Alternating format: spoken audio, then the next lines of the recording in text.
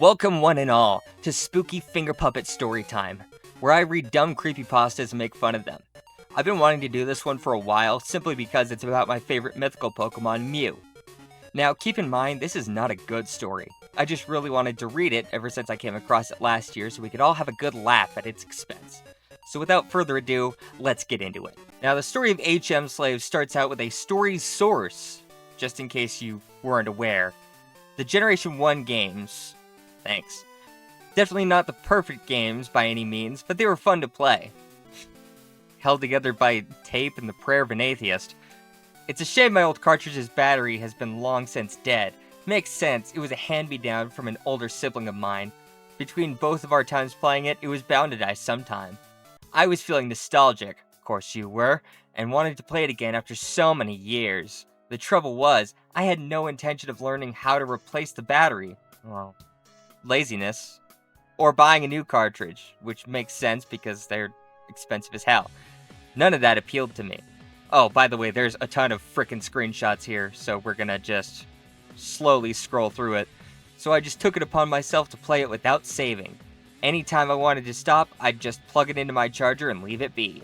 Everything about this run was just for nostalgia. It was nothing personal to me, so I didn't name Red after myself or something. I wanted to play through this game without getting attached to anything. Isn't that supposed to be like the entire point, is getting attached to your well, never mind. The best way to go through without caring? A starter only run. The most lovable, whatever. I chose Charmander since it was the cover mon, and also my favorite of the three. Really going through the not caring thing, I can tell. Not necessarily because it would make the game easier in the long run. And of course, there's no way I'd be able to get through with just Charmander. Well, sure you can. No, well, whatever. My plan was to catch a Pokemon specifically to use as an HM slave, so my Charizard wouldn't be clogged up by useless moves in the long run. And what better HM slave than the one that can learn them all, right? In Generation 1, you can't delete moves in any way, so an HM slave was absolutely necessary. Not like I hated Mew or anything, I just never performed the Mew glitch as a kid, and thought that this would be a fun opportunity to try it. It's relatively simple. The darn thing did everything within its power not to get caught, blowing through every single one of my Pokeballs that I'd prepared to catch it with. Hey, it wasn't like I was gonna need them later, so I didn't complain. I decided to nickname the little thing. I'd heard the term HM Mule thrown around in place of HM Slave, so I thought it'd be funny. So he misspelled mule as a pun? Damn you. Of course, picking the fire type had its rocky start with its disadvantage against the first two gym leaders. I managed to scrape by with scummy tactics though. Okay. I'd switched to my Abra that I'd caught to perform the Mew glitch and let Misty knock it out. After that, I switched to Mule for a free turn, then healed my Charmeleon. Then after Mule fainted, I got a free switch into Charmeleon. Okay. When the battle was over, I could proudly claim the Cascade badge. This was Mule's secondary purpose, to be switch fodder for me to heal my starter. So, you suck at doing a starter only run, got it. Things were going fine until Mule learned Cut. Things were fine until I learned a new move, and everything just went downhill from there. My first instance where Mule's skills would come into play. Odd. This was a game where you couldn't use HMs from the overworld, so I went to the menu to manually select it. Mule ignored orders. Now imagine my surprise when my HM slave wouldn't listen to orders. I tried a few more times with the same result. I attempted to rationalize spelled wrong, fight me, picking my brain for a reason. I assumed that you could not use HM moves while a Pokemon was fainted, but something about that didn't seem right. I healed at the Pokemon Center to be safe though. That seemed to work, so I assumed that I was right to continue to surge. Scroll down a bit. I hate how this is set up. I'll put it on screen so you can see how stupid this is set up. Nothing really unusual happened during the fight, but Mule was knocked out again for a free heal. Man, you suck at using Charmeleon. You suck at using your starter. It's a starter only run. On my way out, I had to cut down the tree blocking Surge's gym again. I was worried for a moment that I had gotten myself stuck, but Mule cut it down just fine. Okay. I figured the game would let me use HM moves, if I would be trapped otherwise. Because the game's just gonna know. The game barely knows what it is. It's Gen 1. I went back to the center to heal up my starter and my stubborn little mule. And Abra too, I guess. Yeah, Abra's just kinda here. The bastard. I caught and released a few throwaway Pokemon to obtain Flash, which I immediately taught to Mule. I made my way to the rock tunnel. Dude's just doing like single little sentences. It's like that one friend who just like, or family member who just goes sentence, sentence, sentence, sentence, instead of like one entire message. Just put it into one. Mule won't obey. I was frustratingly met with this, but it was fully healed. I couldn't understand why it was disobeying. Maybe he just hates you as a person, because you didn't name it a mule. I wondered if it was some sort of consequence from having an illegitimate Mew. It's not illegitimate, you fucking glitched it in. It's legit. I kept trying and trying, but no matter what, it wouldn't light the cave. He's on strike. I was sure this little bugger didn't want to wander around in the dark just as much as me. He doesn't have to, he's in a fucking ball! So I really couldn't figure out what was wrong. I tried checking its summary, to which its blank neutral expression had changed to something more defiant? I didn't know what sick joke Morimoto was pulling on me. What does Morimoto have to do with anything? Leave him alone! By programming Mew to be this way, but I wasn't having any of it. Your Mew just hates you because you suck as a person, author. It dawned on me that Abra could also learn Flash, so I just let Mule be prissy and lit up the cave with Abra. It's pixels, man. I somewhat regretted my choice to teach Mule Flash. If I had known it was going to act like this, I would have taught it Fly instead. You know, you can just reset to your last save. Oh wait, no, you don't save because you're an idiot. That's like part of what saving is for. It's not just so you can turn it off. It's like, oh, I fucked up. Let me just go back. There we go. Anyway, I decided to go ahead and skip getting Fly since Charizard couldn't learn it anyway. Why? It's a valid flying move. Thankfully, I made it out of Rock Tunnel just fine. He can learn it! Charizard made Erica's gym a total joke. Something about it being a fire type, I guess. We're not really sure.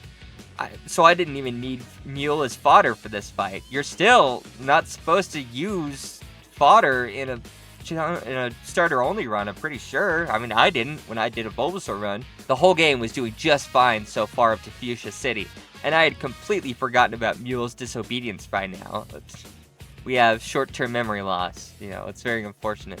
I had obtained its 2 final moves, so I booted up the HMs and slapped them onto it. I don't think that's how you teach moves to things. It's kind of abusive. Of course, to use Surf and progress, I had to face off against Koga. Things were going well up until Charizard couldn't deal with Koga's last Pokemon. I sent in Mule to heal my Charizard. Enemy Weezing used Sludge. Mule endured the hit. Strangely, when Weezing attacked Mule, it didn't get knocked out in one hit like it was meant to. Again, abusive. Instead, it stayed in the field. While I wanted to question it at the time, I just used a Hyper Potion on my Charizard to get it back to full. Enemy Weezing used Smog. Mew endured the hit. That's not how that works. This isn't Let's Go Mew. Sure enough, I wasn't dreaming. I didn't think you were. Mule was somehow surviving all of Koga's attacks. Normally, it would be pretty cool, except for the fact that Mule was level 7 and therefore effectively worthless in this fight. He's just toughing it out for you, even though you're being a bastard to him. Leave him alone. I had to wait for it to faint to switch to Charizard, but Mule kept surviving every hit that was thrown at it. Enemy Weezing used Toxic. Mule was hurt by Poison. Mule fainted. Thank God. Eventually, it became poisoned and went down. I just read that. Why are you repeating yourself? So I could send in Charizard to finish the job. I know. I made quick work of Koga and his Weezing after that, and made my way out of the gym. But weirdly, as I was leaving, I couldn't help but notice the screen was flashing as if a Pokemon in my party was still poisoned. I checked my party again to see what was up. Yeah, what's up with this stuff, dog? It seemed like Mew had a custom sprite for being knocked out that I never noticed before, because I don't fucking pay attention. I didn't even know if it was a thing. We can't use Google, but it was definitely knocked out, for sure. Definitely, bro. so I brushed it off as some sort of bug. This is the only time that I would accept something being a bug in a Pokemon game, but at the same time, this is a redrawn sprite. How is that a bug? Cliche. Go sit in the corner. I figured if anything would fix the poison glitch, it'd be healing at the Pokemon Center, because that's how we fix glitches.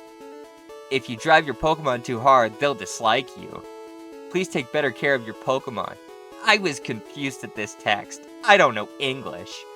Was this dialogue hidden for players like me, who let their Pokemon faint over and over and suck at the game and are bad people? Whatever it is, I have never seen it before. We hope to see you again. That's normal dialogue. The nurse went back to her chipper disposition afterwards, though, so I figured I should just be on my merry way as well. I checked up on Mule to see how it was doing now.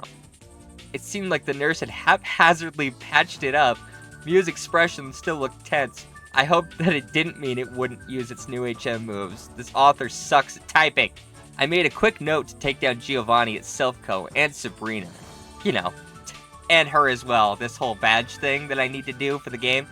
My Charizard was actually getting a bit over-leveled, so I swept through without needing to use Mule during battles as well. That's kind of what happens when you just use your starter for everything. They're kind of overpowered. Whatever. I decided to make my way to Blaine. I would fall back on my training a bit. I backtracked over to Fuchsia City since it was faster than going all the way back to Pallet Town. How dare we use Fly, which we're totally at liberty for using. It's a good move that you could put on Charizard. I made my way down to Fuchsia Coast and hoped quietly, that this mule would let me surf to Cinnabar. The story is making me dyslexic. Thankfully, it seemed like the 1'4" cat, the 1 foot 4 inches cat, I've got to tell everybody his size, was perfectly fine with me riding on its back with no defiance at all. He's drowning. I felt confident that I'm killing my pet, like I was finally getting through gym badges to make it obey. Oh, you have 6 badges? Yeah, you go ahead and treat me like garbage and abuse me. I'd even gotten it to listen when I needed to use strength at the Seafoam Islands. Things were really looking up. I'd finally hit land and was ready to storm the Cinnabar mansion and claim Blaine's badge. I was feeling pretty confident with my Charizard's HP and level that I wanted to take on the gym. What? Without healing at the Pokemon Center. Someone's getting cocky. I had plenty of potions and revives in case of emergency anyway, sandbagger. All the quiz questions were normal except this bizarre one. Do you treat all your Pokemon fairly? Although it had been several years since I played the game, something felt off, like it wasn't supposed to be there. Maybe because it's not. I half-heartedly answered yes, despite knowing it was untrue. I feel bad because I'm abusing my pixel pet thing. My logic was, at the very least, that even though I, as a player, didn't care about my Pokemon, maybe Red did. Sorry, bad call. Bad call. You're a Pokemon abuser, I've decided. The buzzer went off and I was harassed by a trainer. What, did he catcall you? I was appalled. Definitely catcalled. Was the game really criticizing me as a player? It should. You suck at the game. Had I hit some sort of secret flag after making Mule faint so much? I couldn't understand what was happening. You know, the Gen 1 games don't care nearly as much as the other ones about, like, being friends with your Pokemon. Like, they mention it, but it's not, like, a huge thing. They don't get too into that until, like, the next game. I didn't give myself much time to think about it, though, so I healed up my Charizard with some potions and took on Blaine. Charizard had fainted again. Really? You suck, man! So I left it up to Mule. Yeah, go ahead, continue to abuse your Pokemon. I healed up my Charizard and expected Mule to hang on before, but it went down with no resistance. You know, maybe he just really hated poison types. With my 7th badge in hand, I was pretty happy with my run so far. A couple more hours and I'd be done, I thought. A couple more hours to do, like, 3 more major battles before the Elite Four. I was ready to snurf. I was ready to surf north towards Pallet Town and claim my 8th and final badge. Mule ignored orders, but I received a friendly reminder. I had forgotten the mule didn't like using HMs without being healed. I really didn't feel like taking it to the Pokemon Center though, because I'm an asshole. So I just carelessly threw a revive at it. Hoping that the revive would be good enough to satisfy it and let me ride on it once again, I mashed through text a few times to see if I could brute force it to listen. Mew won't obey. Mew turned away. Bars? Drop a beat. It kept bombarding me with the same defiant messages over and over until Mew hates you. So do I, author. I was caught off guard. How could a Pokemon hate me if I'm being an asshole to it?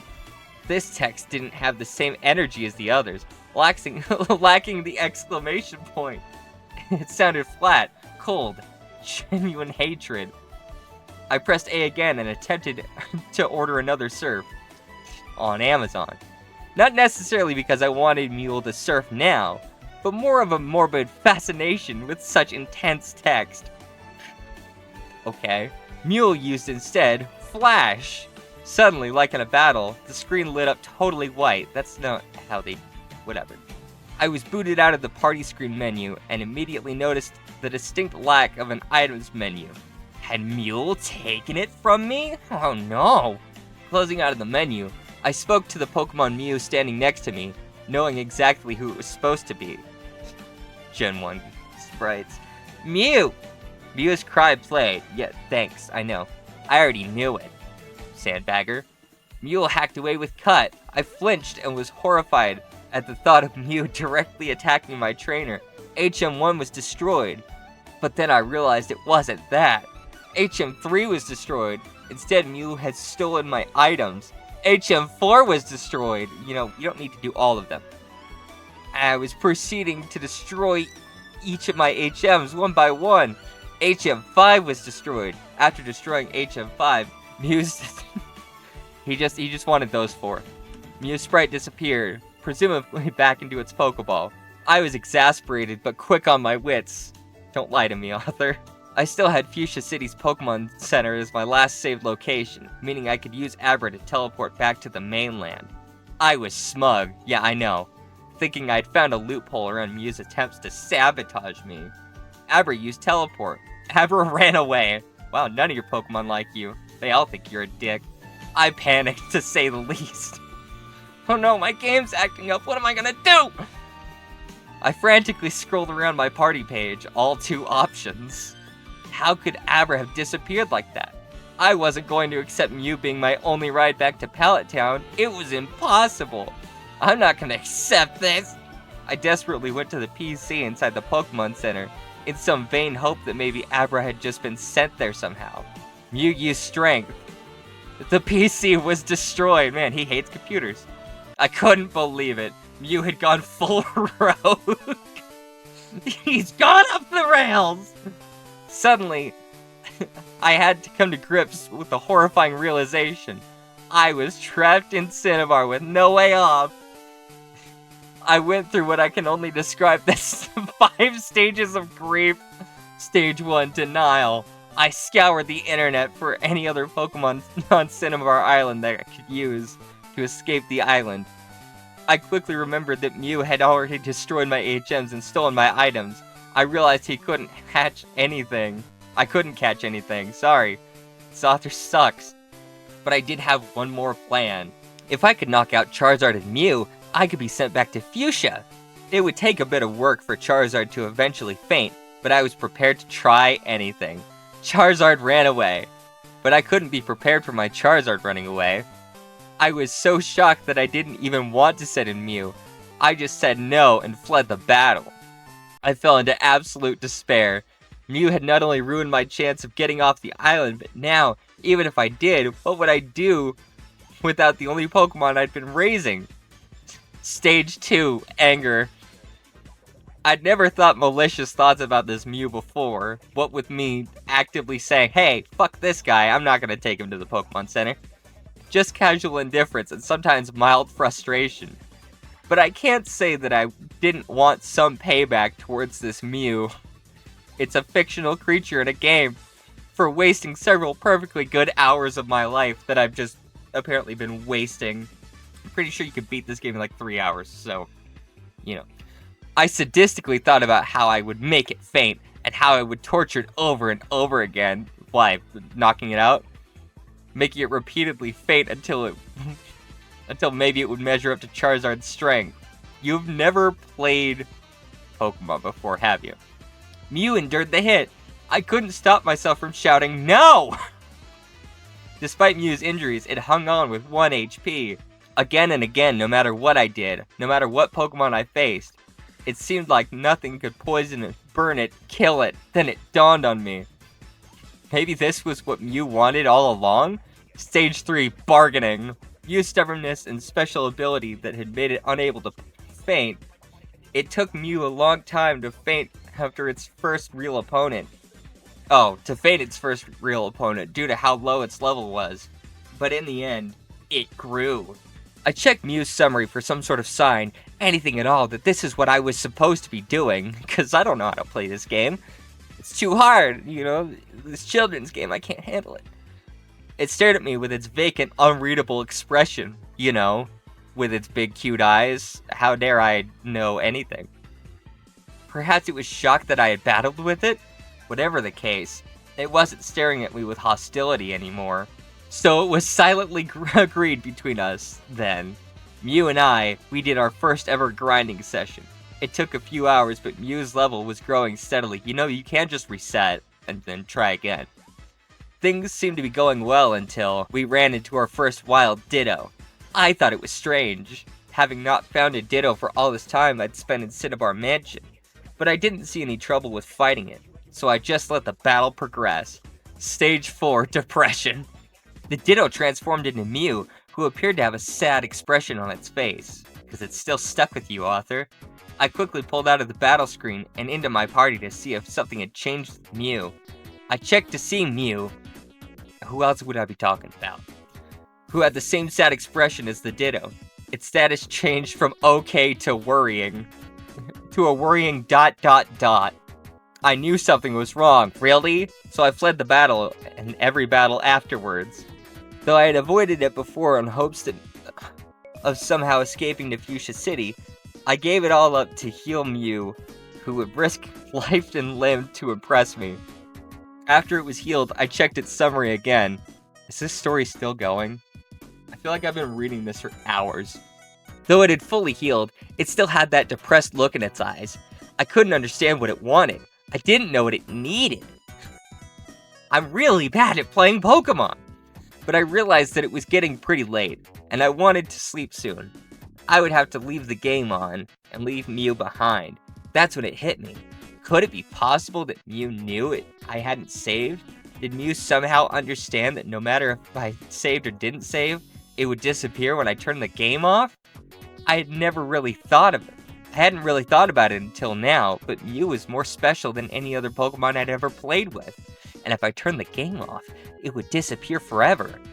I didn't know how to feel about that. I went to the Pokemon Center to reflect about this with Mew. I sat down with Mew to, have a conversation. I still wanted to finish the adventure with it, if it would let me. Stage 5, acceptance. Mew doesn't want to go. That was okay, I thought. I realized that even if I went with Mew to the Pokemon League and I won, then the game would return to the title screen and not save my progress. Maybe Mew understood that too. So, then we were at an impasse, together on Cinnabar Island. I didn't know what to do. Even if this Mew is special, even if I genuinely believed it was real, I couldn't just keep my Game Boy on forever. What would anyone else think? Who cares what they think? I decided for the first time in this entire run, I wanted to save my game. I didn't want to turn it off just yet, but at least save as some sort of precautionary measure. I hoped that in the event if the Game Boy turned off for whatever reason, a miracle would occur. Would you like to save your Mew? Yeah, let me hold on to him. It seemed the game already knew what my heart wanted. Oh, how lovely. And I selected yes. All of a sudden, my game turned off. Not due to low battery or anything, but it just turned off. If you wanted a miracle, you got the opposite. I panicked for a moment and quickly switched the game back on. It was gone. The save file was gone. Or rather, it was never there to begin with. And that's the end of this quote-unquote story with a million little stupid pictures. We really got no conclusion there, other than, wow, save file didn't work. Final thoughts on that, it's kind of stupid. It's kind of stupid, and the author is really bad at playing Pokemon. If you would like to read this for yourself, a link will be in the description. Yeah, that's about it. I don't know.